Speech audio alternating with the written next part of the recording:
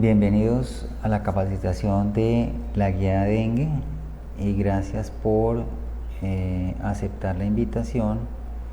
Hay que decir que es importante la capacitación porque hemos tenido casos de dengue donde desafortunadamente la Secretaría de Salud nos ha calificado no tan bien por el registro de las historias clínicas y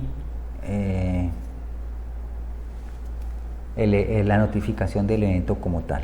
Entonces, sin más preámbulos, vamos a entrar en el tema.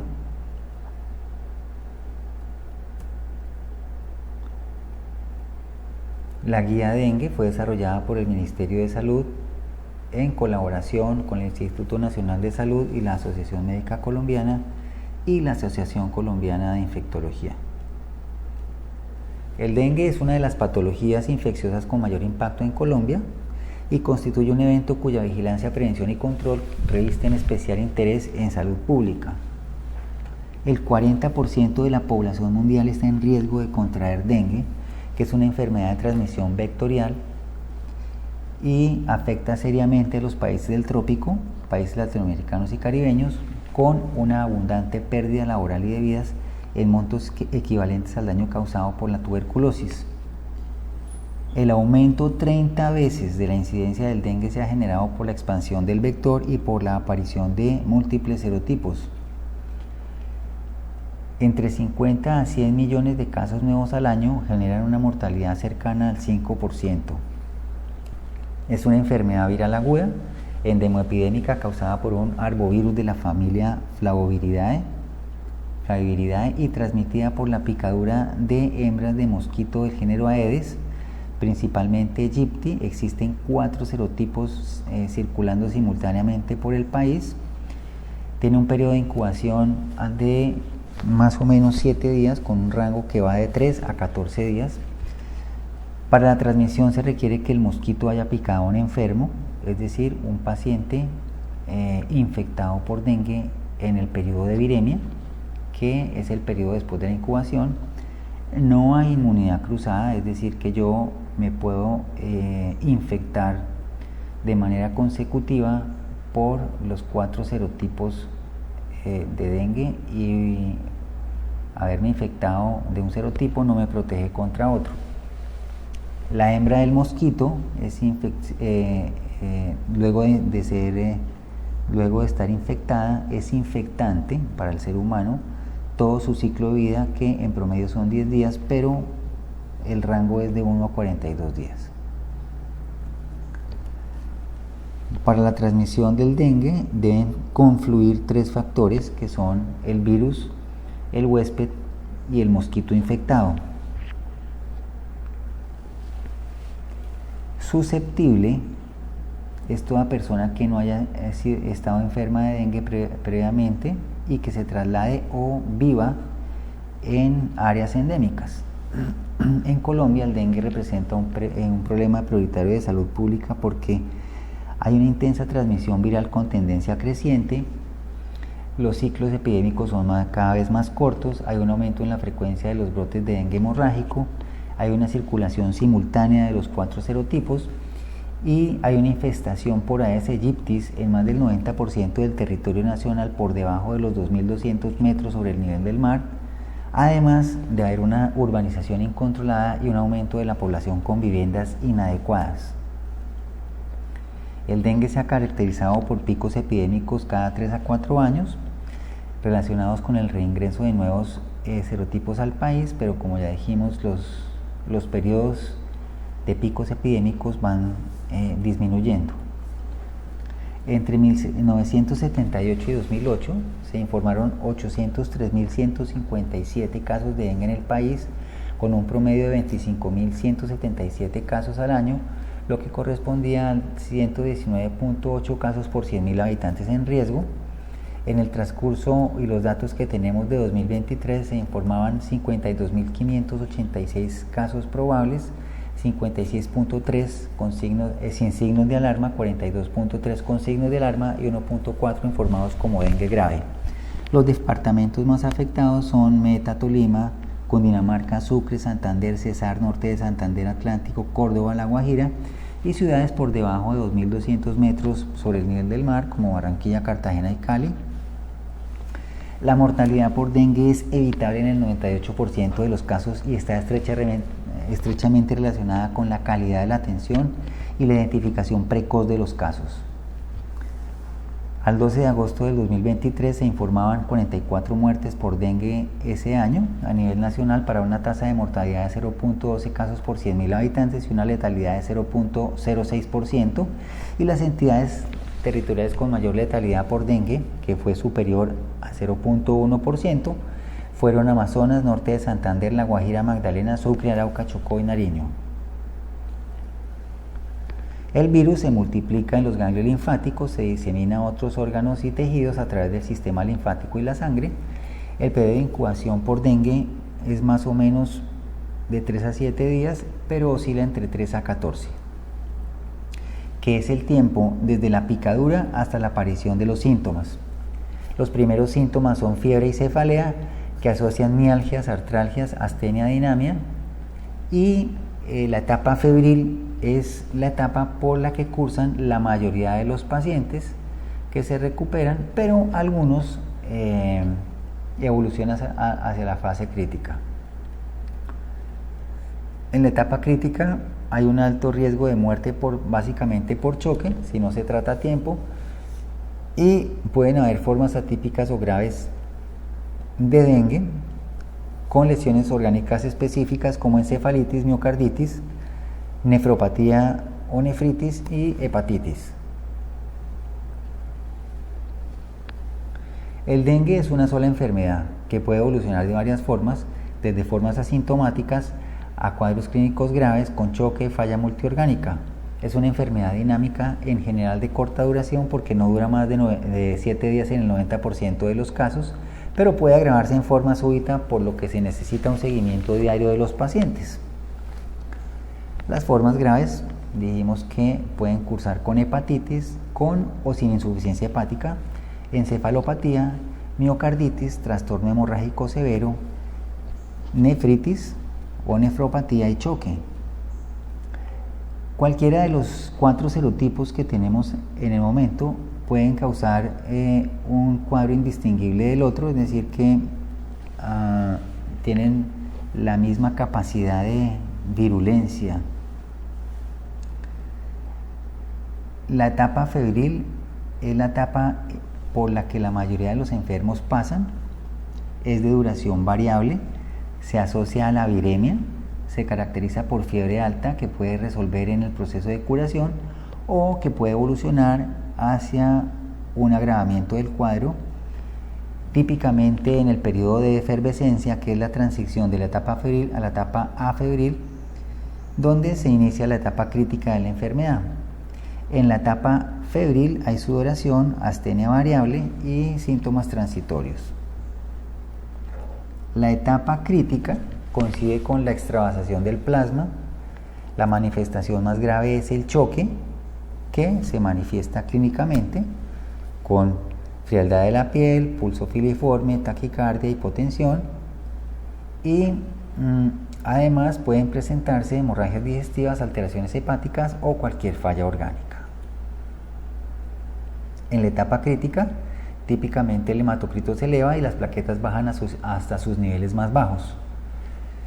En la etapa de recuperación, pues hay mejoría clínica, puede haber sobrecarga de líquidos o a veces coinfección bacteriana. Esta es una gráfica que nos muestra la evolución del dengue, la etapa febril, donde tenemos la viremia,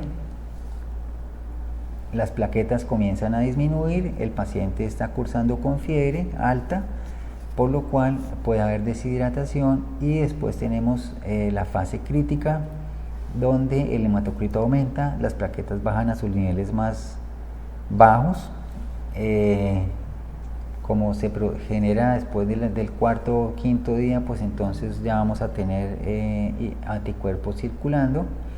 El paciente, si no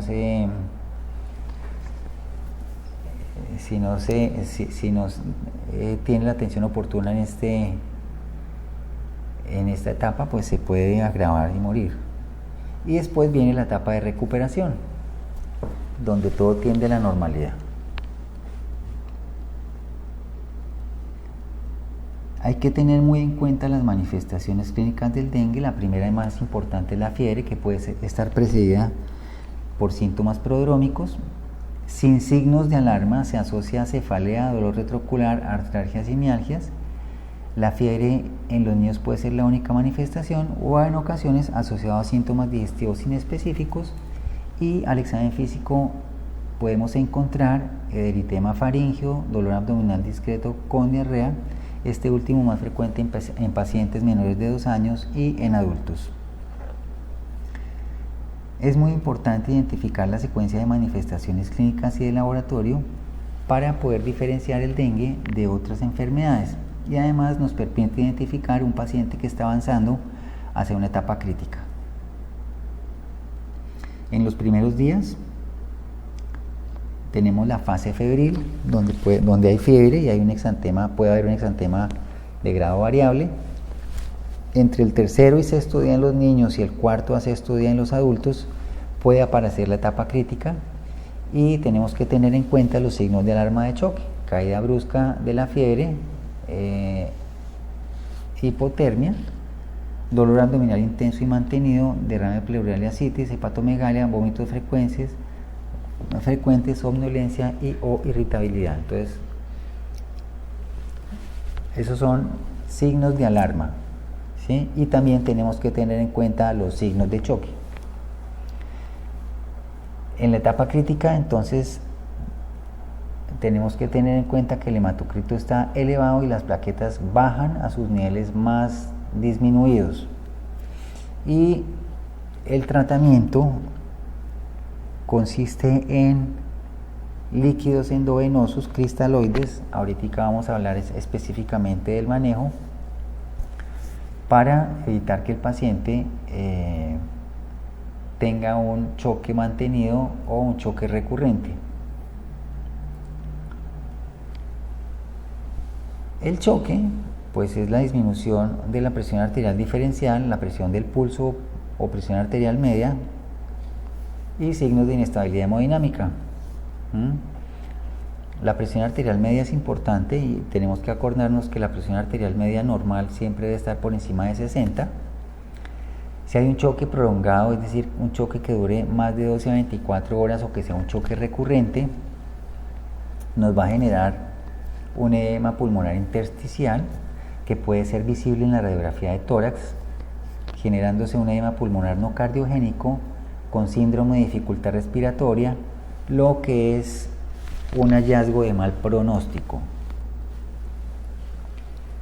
En la etapa de recuperación hay eliminación del exceso de líquidos extravasados y requiere una especial vigilancia en pacientes con cardiopatía, nefropatía o en adultos mayores. El choque es la principal causa de muerte en el dengue y también se genera por complicaciones como hemorragia masiva, coagulación intravascular diseminada, edema pulmonar no cardiogénico y síndrome de hipoperfusión-reperfusión que conlleva a falla multiorgánica. Pero el síndrome de hipoperfusión-reperfusión pues es simplemente un choque mal manejado, ¿no? La mortalidad obedece más por las complicaciones del choque prolongado recurrente que a las complicaciones mismas del dengue. Las formas atípicas del dengue grave pues incluyen encefalitis o encefalopatía, donde el paciente puede tener convulsiones, alteraciones del estado de conciencia, incluso hasta coma, miocarditis o miocardiopatía con compromiso de la contractilidad miocárdica, con disminución de la fracción de eyección del ventrículo izquierdo y el desarrollo de una insuficiencia renal cardíaca aguda. La hepatitis o hepatopatía puede conducir a una falla hepática, y la nefritis o nefropatía, insuficiencia renal aguda con compromiso del túbulo contorneado distal, lo que contribuye a aumento del líquido en el espacio extravascular o intersticial. Entonces tenemos aquí el dengue grave. Primero, extravasación severa de plasma conducente a síndrome de choque por dengue, acúmulo de líquidos con dificultad respiratoria, hemorragia severa según el criterio clínico y daños orgánicos de distinta localización, En el hígado pues vamos a medirlo con las transaminasas que pueden ser iguales o mayores a 1000. Podemos tener alteraciones del estado de conciencia por compromiso del sistema nervioso central, compromiso miocárdico por miocarditis o miocardiopatía y pues otras manifestaciones dependiendo de los órganos afectados.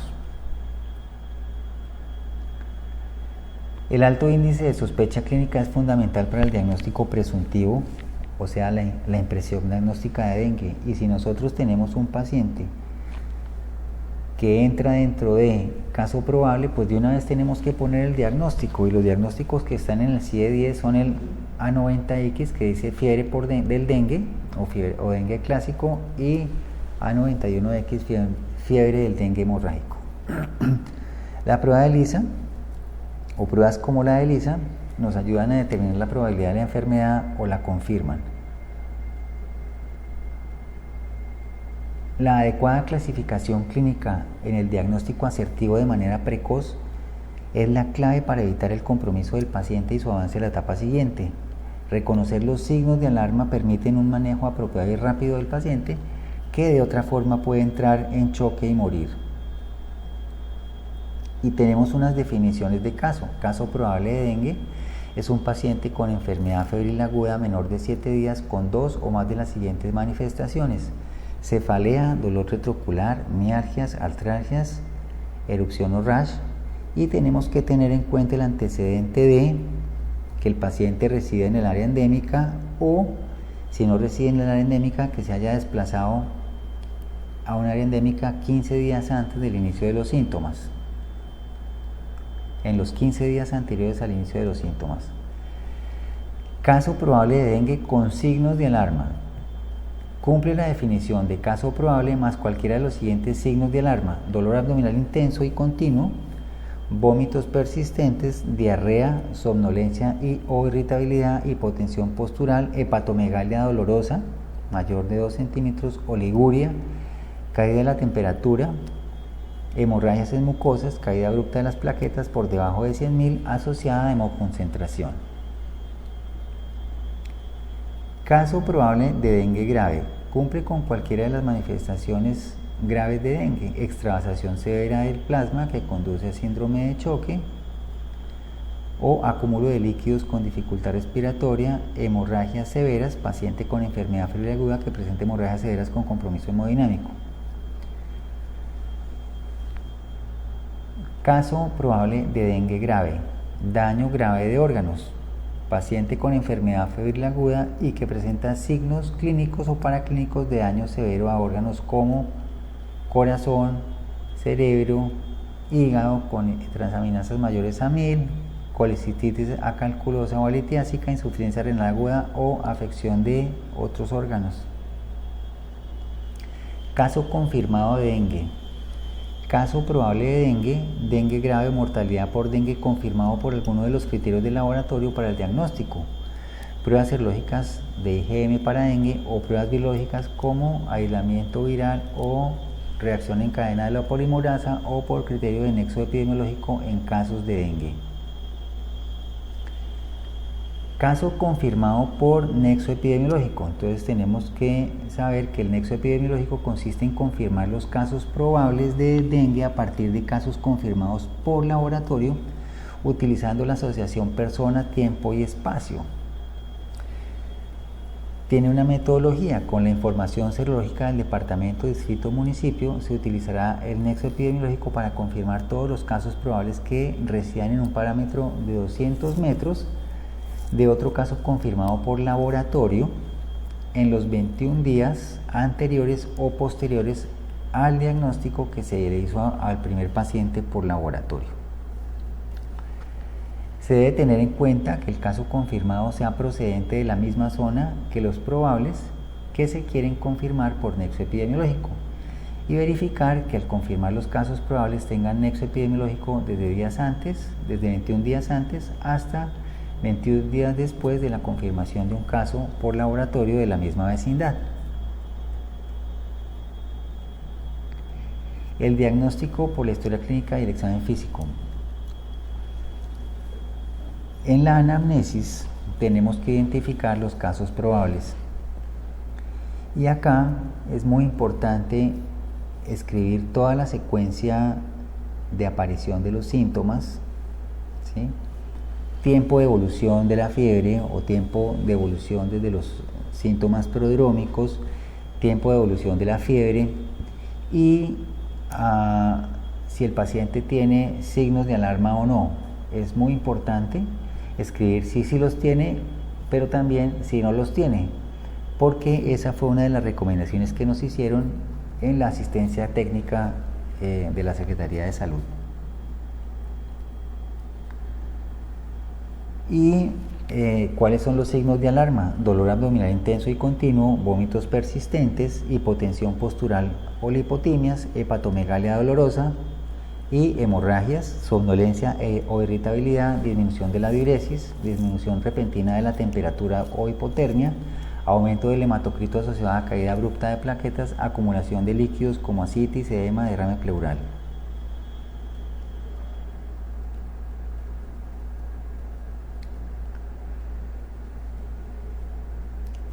Por comorbilidades y riesgo social. Entonces, las comorbilidades están dadas por embarazo, niños menores de 5 años, adultos mayores de 65, presencia de enfermedades crónicas como hipertensión arterial, diabetes mellitus, enfermedad pulmonar obstructiva crónica, enfermedades hematológicas crónicas como anemia falciforme, enfermedad renal crónica, enfermedades cardiovasculares graves, enfermedad acidopéptica, enfermedades autoinmunes y el riesgo social, pacientes que viven solos, de difícil acceso a un servicio de salud, en pobreza extrema, entre otros. Es muy importante tener en cuenta que en los niños la frecuencia cardíaca, la hipertensión y la tensión arterial o la presión arterial,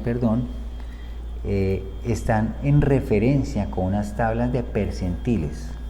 Entonces tenemos que saber que los percentiles de la presión arterial y la frecuencia cardíaca en niños pues nos van a dar una idea del estado clínico del paciente. Esta es una tabla de valores de presión arterial media en menores de 18 años que hay que tenerla en cuenta para poder usarla en estos pacientes como casos probables de dengue. Y es muy importante contar con tensiómetros pediátricos, ¿no? El diagnóstico por laboratorio, entonces tenemos unos métodos directos que lo que hacen es la determinación viral de antígenos virales y métodos indirectos que son la determinación de anticuerpos contra el dengue.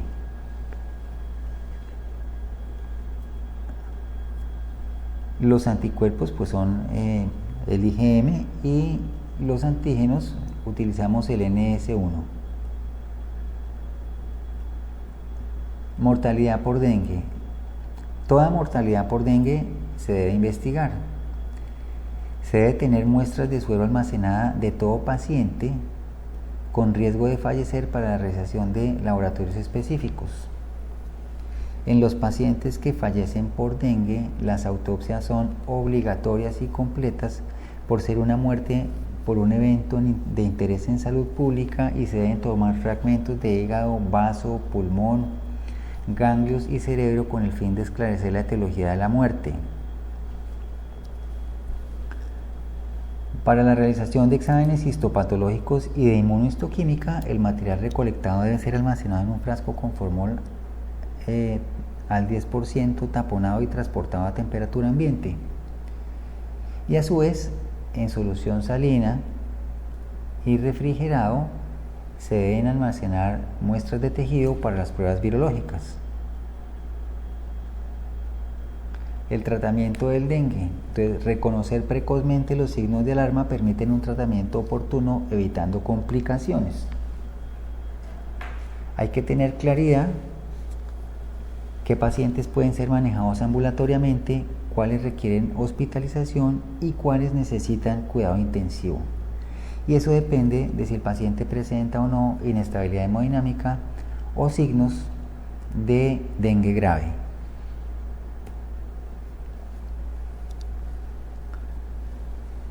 Los datos de la anamnesis y el examen físico estratifican el caso para orientar las medidas terapéuticas pertinentes. El manejo adecuado depende del reconocimiento precoz de los signos de alarma, el monitoreo continuo, la estratificación de los casos y el inicio oportuno de la reposición hídrica.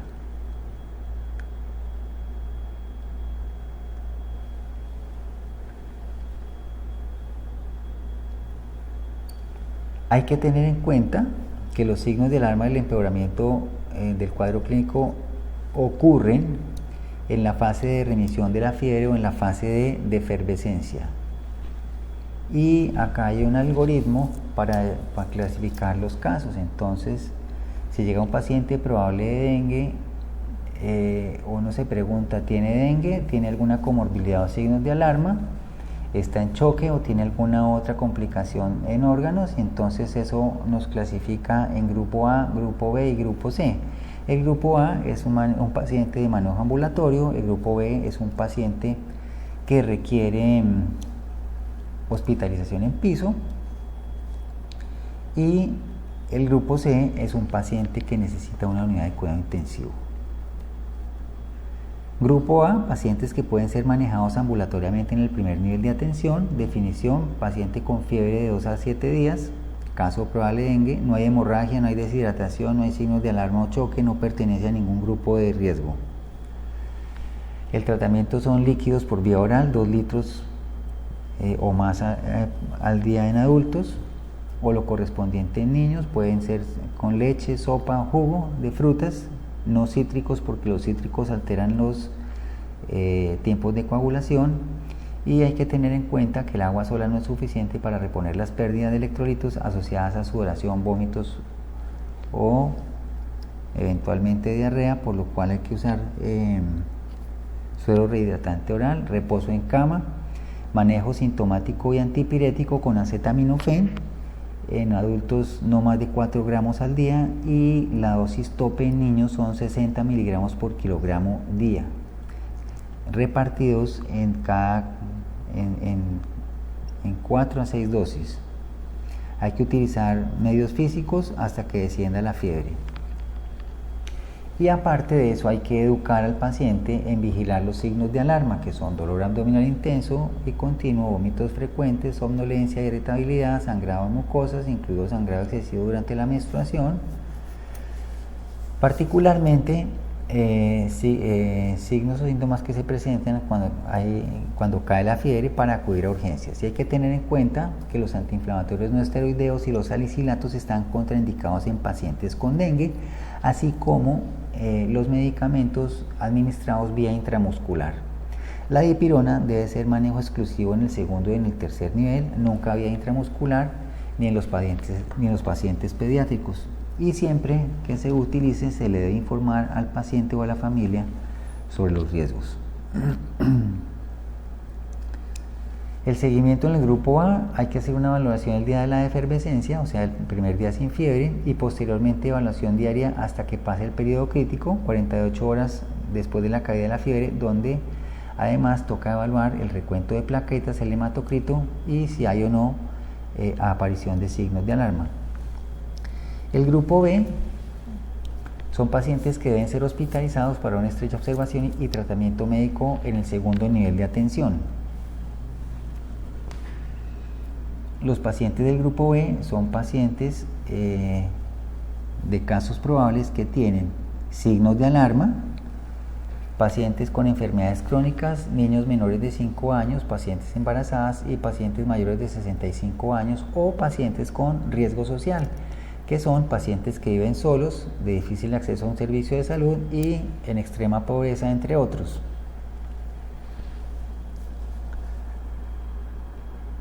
El tratamiento del dengue grupo B con signos de alarma, reposición de líquidos por vía endovenosa, se inicia con 10 mililitros por kilogramo hora y se aumenta o se disminuye según la respuesta clínica utilizando cristaloides, lactato de Ringer o solución salina normal y manteniéndolas por 48 horas como mínimo. Monitoreo hemodinámico permanente, tomar hematocrito antes de iniciar la reposición de líquidos y repetirlo cada 12 a 24 horas, administrar la cantidad mínima necesaria para mantener la adecuada perfusión y el gasto urinario. Acordemos que el gasto urinario normal siempre debe estar por encima de 0.5 mililitros por kilogramo hora. Si hay empeoramiento clínico o elevación del hematocrito, hay que aumentar los cristaloides más 10 mililitros por kilogramo de peso hora hasta la estabilización del paciente o hasta que se pueda remitir a una unidad de cuidado intensivo. El tratamiento del grupo B sin signos de alarma se pueden utilizar líquidos vía oral. Si el paciente no tolera vía oral, pues se debe iniciar un tratamiento con cristaloides a mantenimiento y iniciar el paciente la vía oral tan pronto sea posible, reposo en cama, vigilar la evolución de los síntomas de dengue y los signos propios de cualquier otra enfermedad que el paciente pueda padecer. El seguimiento del grupo B es observación estricta y monitoreada de signos de alarma hasta que pase la fase crítica, medición de la temperatura, balance de líquidos y cuantificación de la diuresis. Acordémonos que el balance de líquidos no solamente son los líquidos administrados y eliminados, sino que además tenemos que tener en cuenta el agua endógena, que corresponde a 0.7 mililitros por kilogramo por hora, que esa se produce al final de la cadena respiratoria, y las pérdidas insensibles, que son las pérdidas que se generan por sudor, por la respiración, ¿sí? En las heces, que no las podemos cuantificar y corresponden a 0.6 mililitros por kilogramo hora. Y acordémonos que por cada grado de temperatura hay que aumentar la reposición de líquidos. Hay que aumentar la reposición de líquidos 250 mililitros al día más o menos. Bueno, el seguimiento del grupo B, hay que vigilar la elevación progresiva del hematocrito asociada a la disminución progresiva del recuento plaquetario en un tiempo relativamente corto. Hay que monitorizar constantemente cada hora los signos vitales de la perfusión periférica, entre 4 a 6 horas el gasto urinario y cada 12 a 24 el hematocrito y las funciones de otros órganos. El laboratorio pues incluye cuadro hemático completo con el fin de evaluar la leucopenia, trombocitopenia, hemoglobina y hematocrito, las transaminasas, tiempo de coagulación, y hay que pedirle al paciente IgM contra dengue y el electrocardiograma si el paciente presenta alteraciones del ritmo cardíaco o signos de compromiso miocárdico. Esta es una ficha de seguimiento de los pacientes de dengue ambulatoria. Entonces ahí hay unas recomendaciones de reposo en cama, administración de líquidos, acetaminofén, medios físicos, lo que el paciente debe evitar y cuándo debe consultar a urgencias. Y la tabla de abajo es para hacer el seguimiento pues, de la persona que vea al paciente en el seguimiento. El grupo C son pacientes que requieren tratamiento de emergencia y cuidado intensivo porque son dengue grave y deben ser atendidos en el tercer nivel de atención. Estos son unos algoritmos de manejo de los pacientes de dengue grave, niños y adultos. Básicamente hacen referencia al manejo adecuado de líquidos, o sea, a la reposición adecuada de líquidos, porque pues obviamente el dengue pues es una enfermedad viral cuyo manejo es de soporte básicamente, y el manejo de comorbilidades asociadas, ¿sí? Importantísimo pues tratar de mantener la diuresis por encima de 0.5 mililitros por kilogramo hora, eso es básico. El seguimiento del grupo C, pues monitorizar los signos de alarma y el balance de líquidos hasta que pase la fase crítica. Cada hora hay que monitorizar los signos vitales y la perfusión miocárdica, la perfusión periférica, con tensión arterial, frecuencia cardíaca, frecuencia respiratoria y presión arterial media,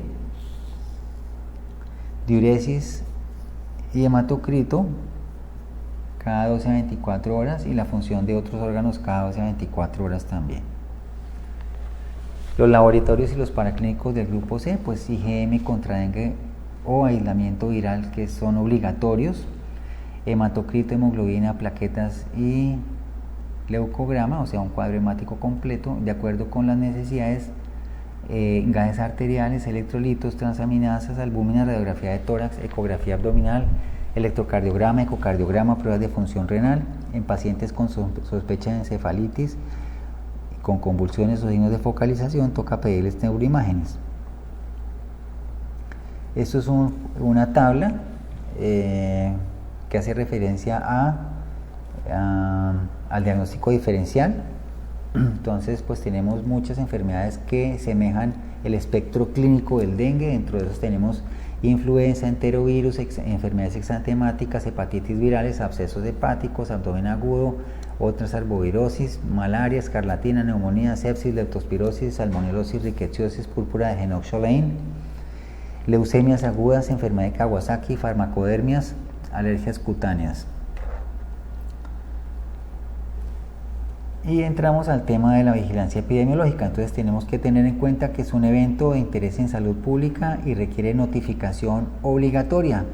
La notificación debe hacerse de acuerdo con los lineamientos e instrumentos del Sistema de Vigilancia de Salud Pública Nacional, teniendo en cuenta las definiciones de caso vigentes descritas en el Protocolo de Vigilancia Nacional.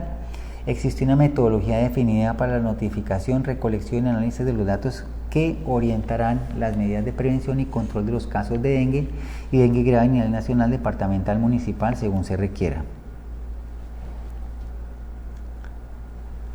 La estrategia, entonces, el control de los mosquitos es prácticamente inexistente en la mayoría de los países donde el dengue es endémico.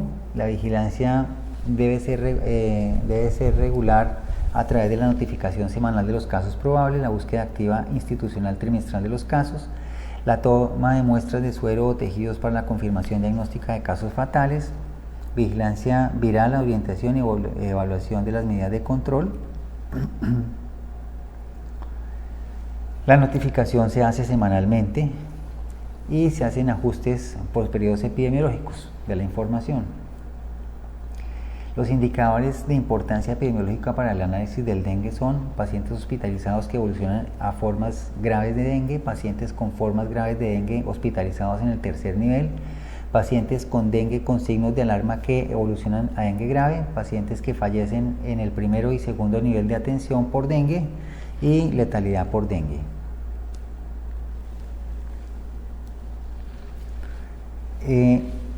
Toda esta información pues genera unas actividades individuales de investigación de campo, medidas de control sobre los casos y contactos, información sobre los principales signos y síntomas de alarma. Entonces hay que decirle a la comunidad cuáles son los principales signos y síntomas de alarma, la importancia de consultar oportunamente en los casos que se presente una complicación u otro enfermo entre la familia o los vecinos, el uso de toldillos. Todo paciente con dengue o dengue grave debe permanecer bajo toldillo durante los primeros 8 días de la fiebre, periodo en el cual el ser humano es infectante para el mosquito, y esta medida permite cortar la cadena de transmisión de la enfermedad. Y luego vienen medidas colectivas, que son medidas de control vectorial en zonas endémicas. La vigilancia del dengue debe ser un insumo permanente para realizar las acciones de control vectorial. Cuando hay aumentos de los casos, hay que evaluar las medidas de control vinculando a la comunidad y definir nuevas estrategias para el control del vector y de la enfermedad. Hay que reducir las fuentes y aplicar las herbicidas en los recipientes que no pueden ser eliminados, como pues, lagos, lagunas, etcétera, etcétera. Cubrir, rellenar o tratar de algún otro tipo los estanques de agua. Y para el control de emergencias, el control de una epidemia en curso, se emplean insecticidas para la destrucción rápida y masiva del mosquito. Y hay medidas de vigilancia entomológica. La vigilancia entomológica permite reconocer la dinámica de los vectores en el área. En zonas de transmisión de dengue es necesario implementar estrategias permanentes y especiales de vigilancia entomológica. La información producto de la vigilancia entomológica y de la vigilancia epidemiológica constituye la principal fuente de evaluación de las acciones de control. Las medidas de vigilancia de laboratorio. La vigilancia virológica provee información de los serotipos de los virus circulantes y detecta oportunamente la introducción de nuevos serotipos en un área. Hay que realizar de forma rutinaria a pacientes con menos de 5 días de evolución. Entonces, los pacientes con menos de 5 días de evolución se les debe realizar el NS1, que es un antígeno viral, ¿sí? Preferiblemente se debe solicitar en el tercer día, preferiblemente, pero pues obviamente si el paciente no va a estar sino un día en el servicio o lo que sea porque toca remitirlo, hay que tomárselo, ¿sí? Y después de los 5 días se les pide a los pacientes la IgM. Se podrán realizar estudios de seroprevalencia en áreas que se requiere documentar la situación serológica de la población para detectar oportunamente la introducción de serotipos. En caso de brotes, se debe tomar muestras de 5% de los casos de dengue clásico, una por cada 20 pacientes, y a todos los casos de dengue grave.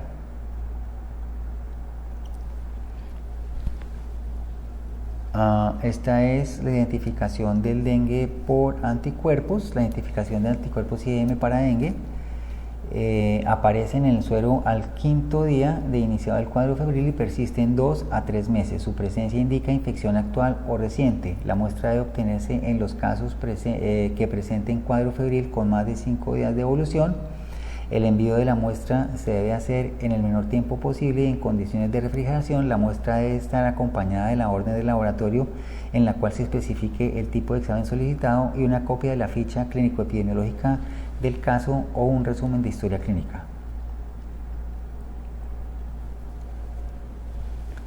El aislamiento viral o detección viral, tanto el aislamiento viral como la detección molecular del virus de dengue, puede realizarse a partir de los sueros obtenidos durante los primeros 5 días de inicio del cuadro febril. El tercer día de inicio de síntomas es el momento óptimo. El tiempo entre la obtención de la muestra y la remisión al laboratorio debe ser máximo de 48 horas siguientes a la toma de la muestra y se envían congeladas en hielo seco o a temperatura de refrigeración 4 grados centígrados. La muestra va acompañada de un oficio de remisión en el cual se especifique el número de muestras y el tipo de examen solicitado. Además deberá incluir la ficha epidemiológica o la copia de la historia clínica de cada uno de los pacientes. Las muestras de tejido se deben obtener de todo paciente que haya fallecido con fiebre y hemorragia, choque o ictericia, que proceda de una zona endémica para dengue y que no tenga causa de muerte definida. En caso de mortalidad probable por dengue, hay que obtener muestras de hígado, vaso, pulmón, cerebro, miocardio, médula ósea y riñón. Antes de fijar las muestras para el estudio histopatológico, se deben recolectar una parte de las muestras en solución salina y enviarlas refrigeradas al laboratorio de virología. La promoción hay que vincular a la comunidad en las acciones de prevención, control y vigilancia de salud pública para controlar la infestación por Aedes aegypti. Los métodos de prevención y control se realizan mediante la ejecución de acciones como eliminación de criaderos mosquitos, cambiar periódicamente el agua de los jarrones o floreros, despejar canaletas, evitar la acumulación de agua en el interior de neumáticos, impedir que los recipientes en uso acumulen agua, mantener boca abajo los recipientes en desuso, desechar los objetos inservibles capaces de almacenar agua de lluvia, tapar los recipientes en uso utilizados para mantener el agua. El uso de toldillo, protección de puertas y ventanas y uso de repelentes se debe emplear temprano en la mañana y tarde en el día.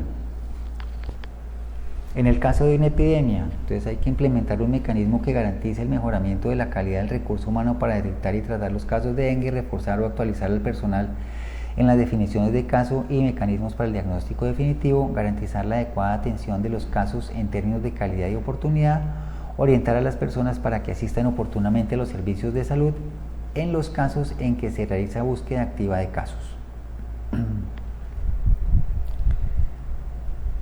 Medidas sobre los servicios de salud: se debe evaluar la calidad del proceso de atención y llevar un plan de mejoramiento si hay incremento de la letalidad, hay aumento de la hospitalización de casos, incremento en las complicaciones de casos que evolucionan a choque. Y ahí terminamos.